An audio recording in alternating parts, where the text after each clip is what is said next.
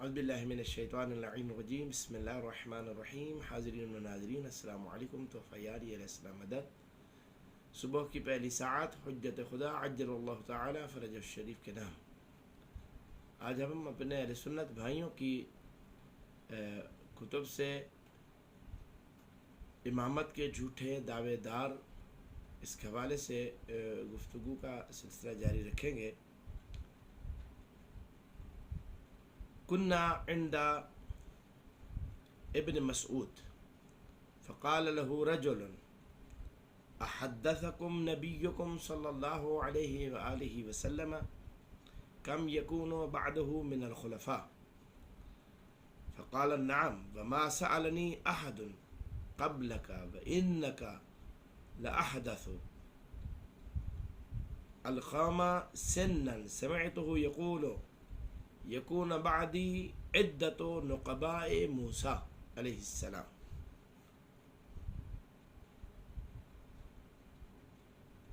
ابن مسروق کہتے ہیں کہ ہم عبداللہ ابن مسعود کے پاس بیٹھے ہوئے تھے کہ ان کے پاس ایک شخص آیا اور وہ کہنے لگا اے ابن مسعود احدثکم نبیکم صلی اللہ علیہ وآلہ وسلم کم یکون بعدہ من الخلفاء، کہ ابن مسعود کیا تمہارے نبی صلی اللہ علیہ وآلہ وسلم نے تم کو یہ بتایا کہ ان کے بعد ان کے خلفاء کتنے ہوں گے، ان کی تعداد کیا ہوگی؟ فقال، تو ابن مسعود نے کہا نعم، ہاں، رسول خدا صلی اللہ علیہ وآلہ وسلم نے مجھے فرمایا تھا. وما سألنی احد قبلک، اور کسی نے مجھ سے اس بات کا سوال تجھ سے پہلے نہیں کیا. وإنک لأحدث القوم سنا، اور تم یقیناً قوم کے سارے لوگوں میں سے بڑے بھی ہو. میں نے رسول خدا صلی اللہ علیہ وآلہ وسلم سے سنا یقول یکون بعدی عدت نقباء موسیٰ علیہ السلام، کہ میرے بعد میرے نقیبوں کی تعداد حضرت موسیٰ علیہ السلام کے نقباء کے برابر ہوگی.